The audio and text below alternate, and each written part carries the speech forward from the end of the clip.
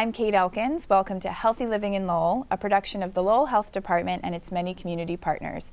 I'm excited today to be joined by some guests, and we're going to talk about vaping and e-cigarettes and all that stuff. So thank you for joining us. Welcome, you guys. I'm so excited to have you. This is a topic that I know a little bit about, but with new changes and regulations, I want to get it from the experts. I want to know everything there is to know. So I'm joined with Ashley and Caesar. So Ashley, can you start by telling us a little bit about your role and what you do here in our community? Yes, so my name is Ashley. I am the program manager of the Northeast Tobacco-Free Community Partnership, which is a program of the Massachusetts Tobacco Cessation and Prevention Program. In my role, I serve 49 cities and towns throughout Northeast Massachusetts, which of course includes Lowell.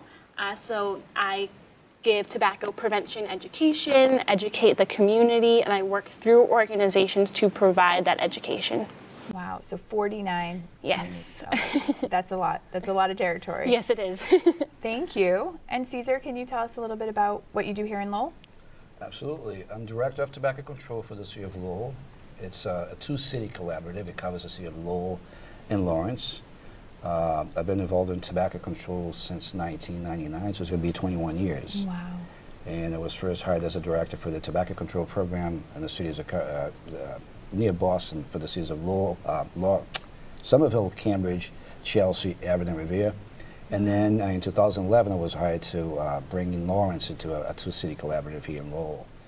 My job is basically to promote tobacco control policies that restrict the use of tobacco products, how it's sold, and also to implement and enforce these new policies. Wow. And you work for the health department. Yes. So Caesar and I are co-workers. Spoiler alert. Yeah. Awesome, thank you. So the first question is super introductory, but I want to make sure that our audience everyone's on the same page. So what is vaping? Yes. I'll turn that over to Ashley. Yes, so vaping is the act of inhaling and exhaling an aerosol. It's commonly mistakenly known as water vapor, but the smoke that comes out of a vape is actually an aerosol. So to put that in perspective, hairspray is also an aerosol. So if I were to spray water on my arm, it would dissolve and wipe away pretty easily. But if I was to spray hairspray on my arm, it would leave that sticky residue, right? So that's similar to what's happening in somebody's lungs when they're using vapes. They are often called electronic cigarettes, and the reason being is that it's an electronic way that nicotine or tobacco or another substance is being delivered into the body. So they all look different, and they all go by different names, but they all work similarly. So all vapes and e-cigarettes have a battery. Then they have an atomizer. The atomizer heats up e-liquid hot enough to be aerosolized into the smoke. The e-liquid is stored in a cartridge, and then it's inhaled through the mouthpiece. So they all look different, but the general idea is the same. Well, look at my face. I'm already grossed out when you said the hairspray piece, because I'm just thinking that is what you're inhaling, that exactly chemically product, and that's yes, that's gross. Yes. So I know you brought a couple other items to show us. Yes. And we'll go through each one because there's a lot of different kinds, and I think it's hard for people to know what's what. Right. So vapes and e-cigarettes are the same thing. They just go by a lot of different names. Sometimes they go by their brand names, such as Juul or Bow. Okay. Sometimes they go by the type, such as a tank or a pen, and sometimes just vaping or e-cigarettes. But regardless of the name, they're all delivering a substance electronically to the body. Okay. So there are many different types, and the first is the Vape Pen. So someone typically opens it up and adds in the e-liquid themselves. So they're usually open-ended, so users can alter them. But typically, as times change, products that are most popular change as well. So this is a tank. These are bigger, as you can tell, a little bit heavier. They have a bigger battery and a bigger cartridge to store the e-liquid. So these produce a larger cloud of smoke, a larger cloud of aerosol. These are often used more by adults, the older population, because of the larger smoke that it produces. But in the youth, we're seeing more of a trend in other types. So these two here are disposable. Disposable meaning that they're a one-time, or they're purchased multiple times. So once someone uses these and they're empty, they just throw them away.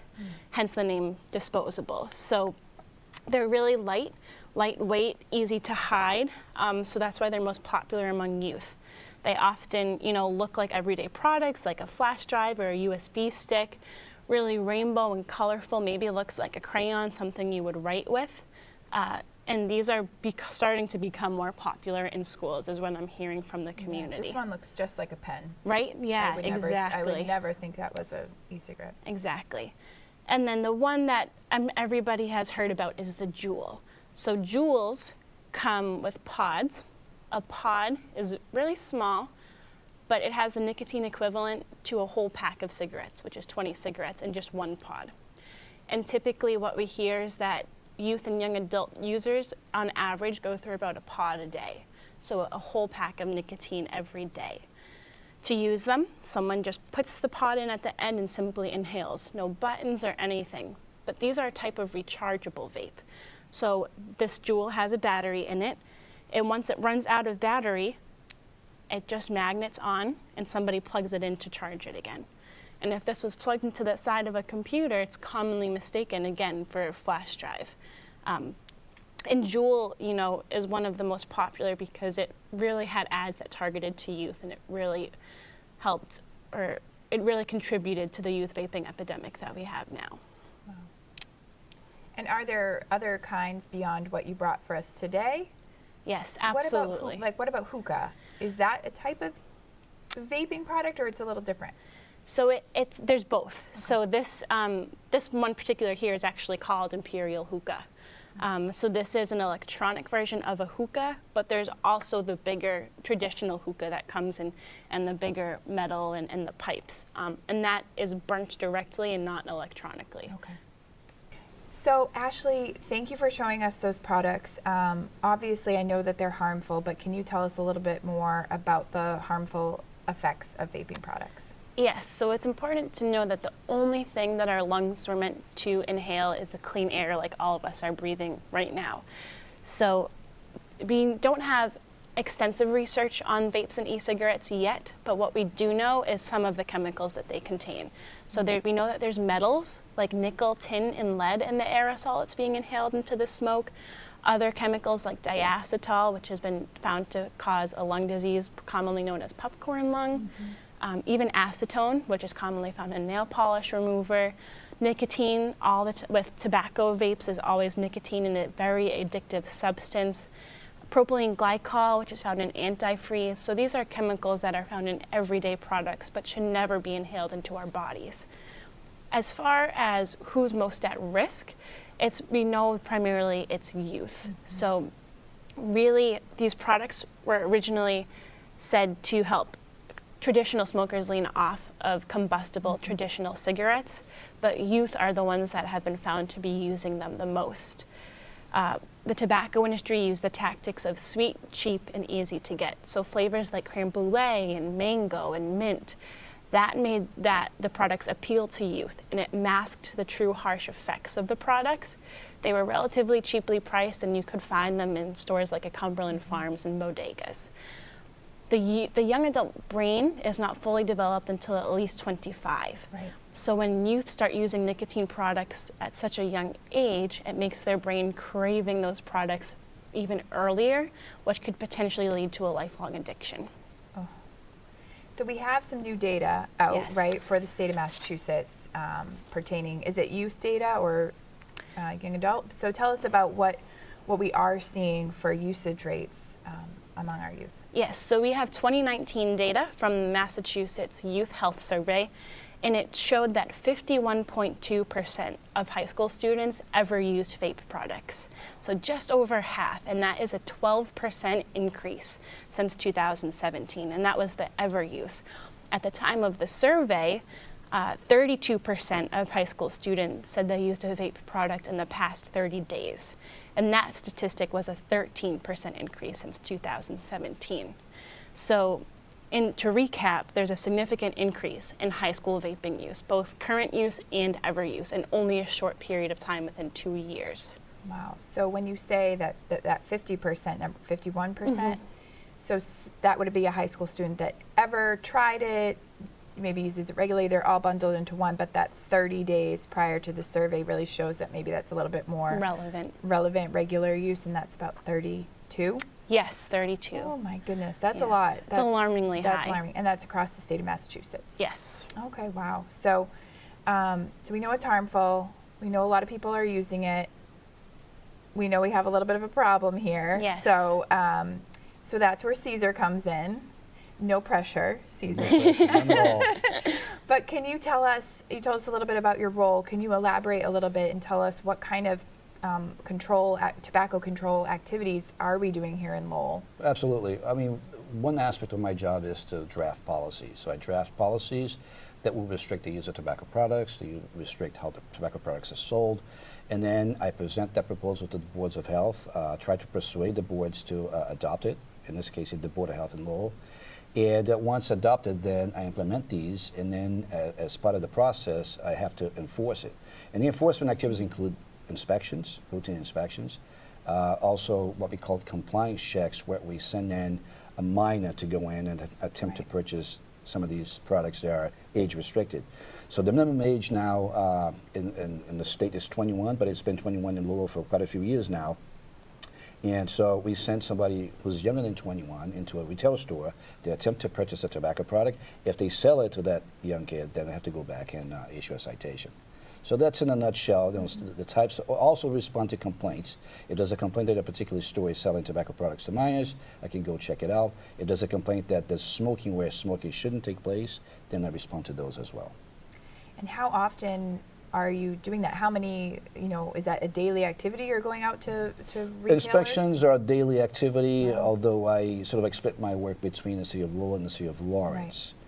Compliance checks are done throughout the year, but the intervals we keep secret because we don't want to give people the heads up of when we're coming. But they are done regularly as well. Wow. And have you felt like you've had to do more with the vaping, with increase in vaping use? Because you were doing this before vape products existed, just to make sure that that retailers were compliant in regular tobacco. Is regular the right word? Regular tobacco products, traditional tobacco products. Right. Is there any difference in what your activities are today? As far as compliance checks, not right now, because we're still focusing on, cigarettes like Newports or Marlboro cigarettes. Those are we have to check them every year, within a certain window of months. Because of a federal contract that the state has.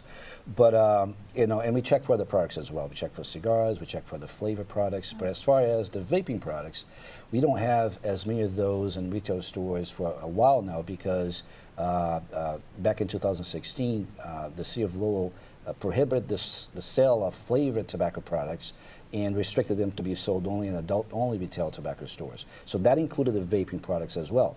So most of the vaping products that we were seeing locally, they would have been either menthol flavored or tobacco flavored.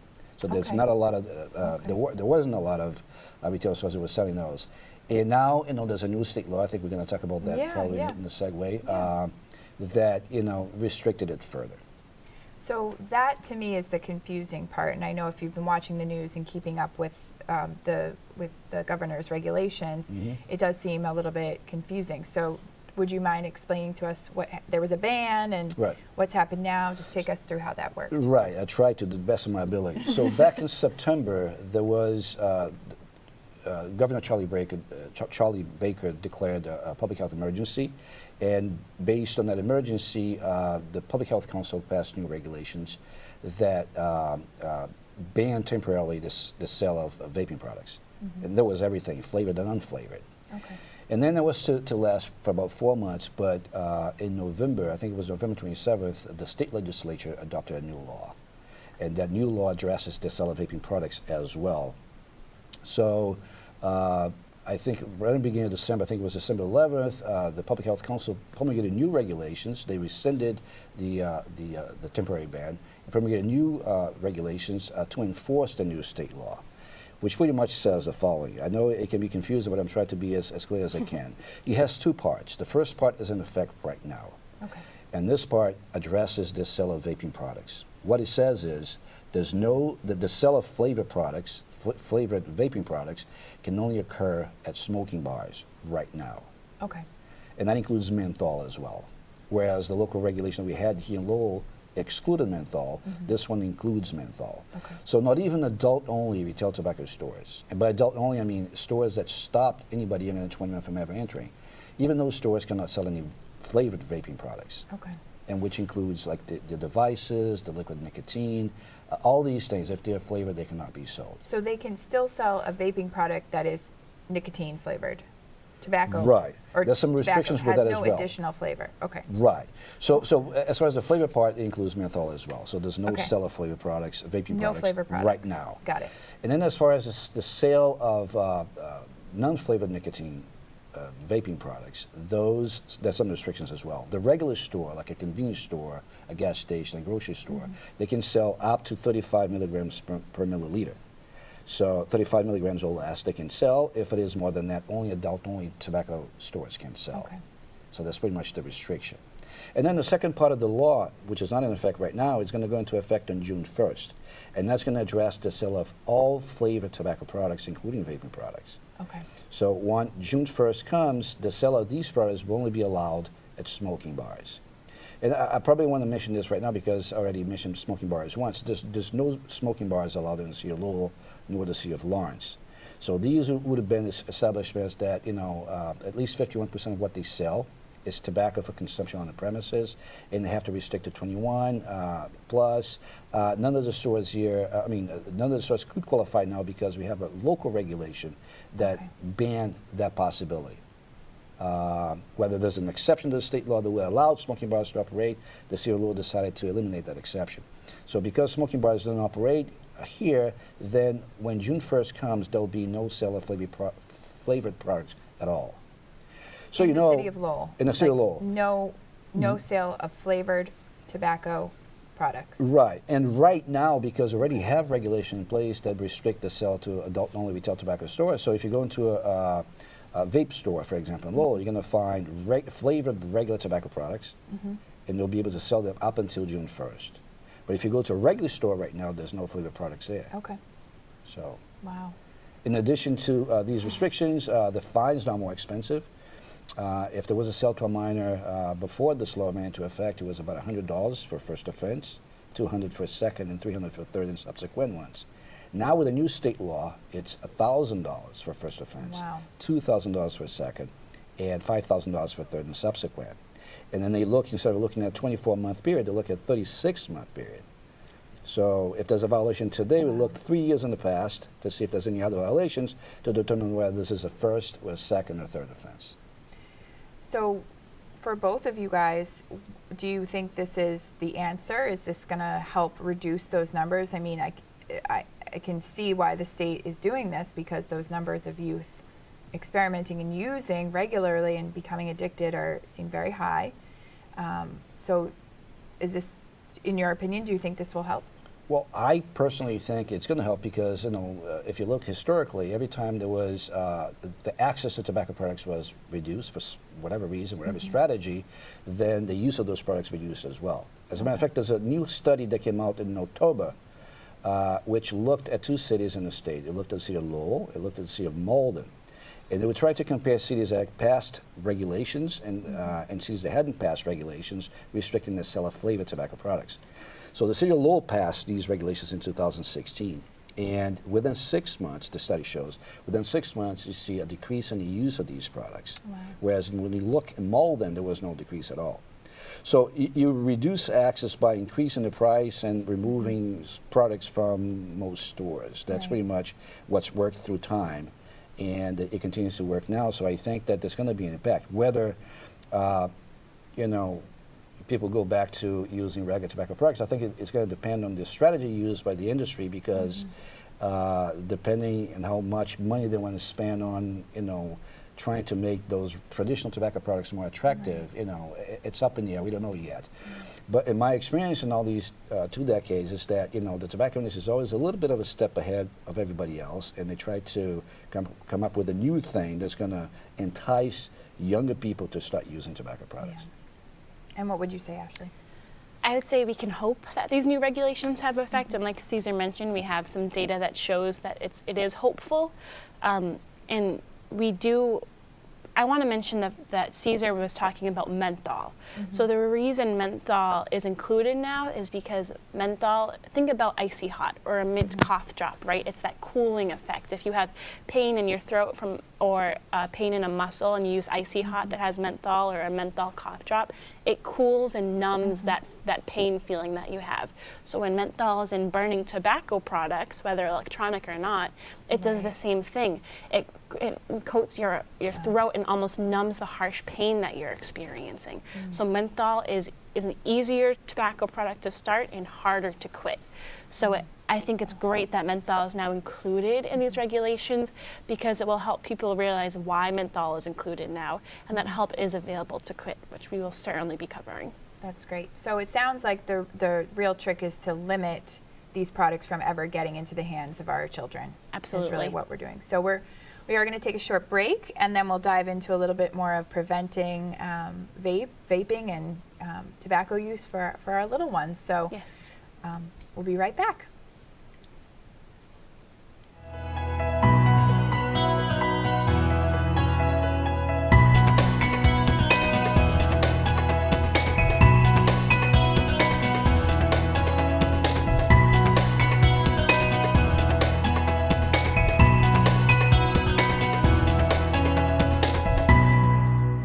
Okay, so we're back, and we've covered a lot of what the introduction of vaping and controlling and harm and all that. So in my mind, as I'm thinking as we took a break, I just don't want kids to ever start using these products. Right. So what can I, as a community member, a caregiver, parents, grandparents, what can we do to help prevent kids from ever using these products? Yes, so youth and young adults, pregnant women, and someone who has never used a tobacco product should never start to begin with, as a recommendation from the CDC. But as far as prevention, one of the most powerful things that adults can do is talk to youth as a trusted adult and simply dispel the myths, similar to how I've done with you guys today, is tell them it's not water vapor. Give them the aerosol simile that I provided you with. Tell them that one Juul pod is the nicotine equivalent to a whole pack of cigarettes, because we did a great job at teaching people tobacco is bad for us. Everyone understands cigarettes are bad for us, so when you compare vapes to cigarettes, it sends that message home.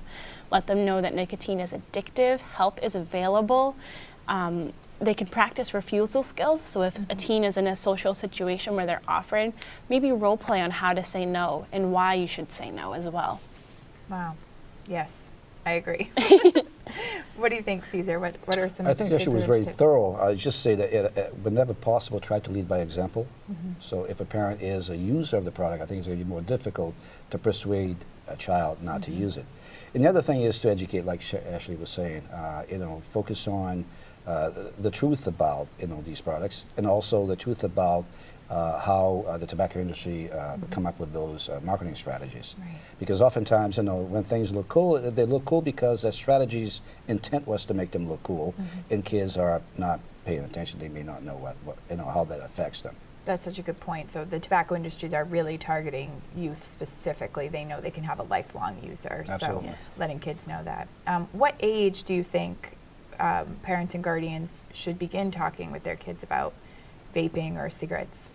It's never too early. Okay. I think I've gotten requests from elementary schools saying they want to educate their students so that they know to say no right off the bat. Right. Especially sometimes middle schoolers, high schoolers, elementary schools sometimes share a bus, so sometimes the really young kids might be exposed to older kids. So to know what the products are, what they look like, and then how to say no. So just talk about it whenever you can. Yes. Get the conversation in. Okay, I can do that. I'll start tonight. And there are some, I understand, some specific quit lines for Yes. youth that might be struggling right now using vape products, Yes. as well as for adults. Can you share with us those Yes. resources? Fortunately, help is available in the state of Massachusetts for those who are looking to quit their nicotine addiction. So we have 2 resources that are designed specifically for youth. They are My Life, My Quit, which was designed by the National Jewish Health, the same company that has our adult quit line. Okay. So teens and young adults can either call if they'd like the in-person verbal coaching, or if they don't feel comfortable with that, they can pick up their phone and just text and get 5 free coaching sessions. They've also got a great website with resources. So My Life, My Quit is the first. The second is This Is Quitting, developed by the Truth Initiative. Okay. And that's a vape texting line specific for Massachusetts. So teens text a keyword to enroll, to get enrolled in Massachusetts Vape Quit line, and they get specific coaching back to them on what they're going through. Whether it's a craving, whether they're stressed, or they just want more information. So those are designed specifically for youth.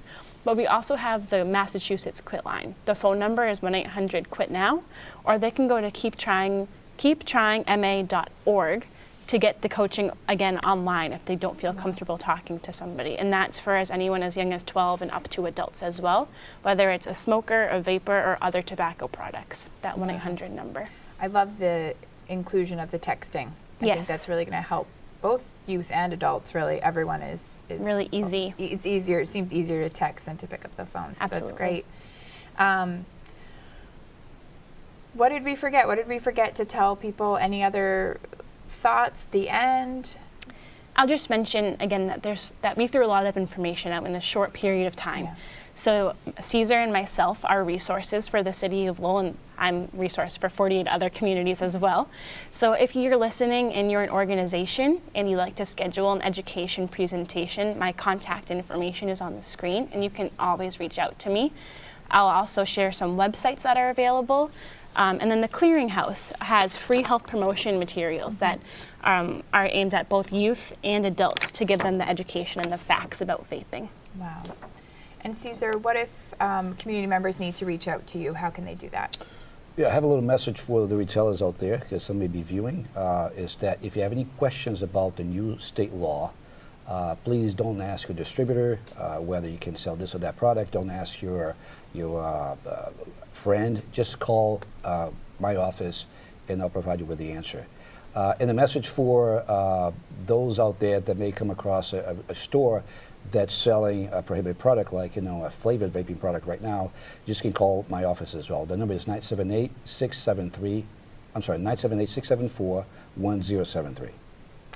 Great. So thank you guys again so much for being here, for taking us through. Like you said, it was a lot of information, but I think it is really important right now for community members to understand what's going on so that they can be equipped with the tools that they need to make this a safe and healthy community. Yes. So thank you for joining us on Healthy Living in Lowell, and we'll be back next month with another health topic to help you live a healthy and wonderful life.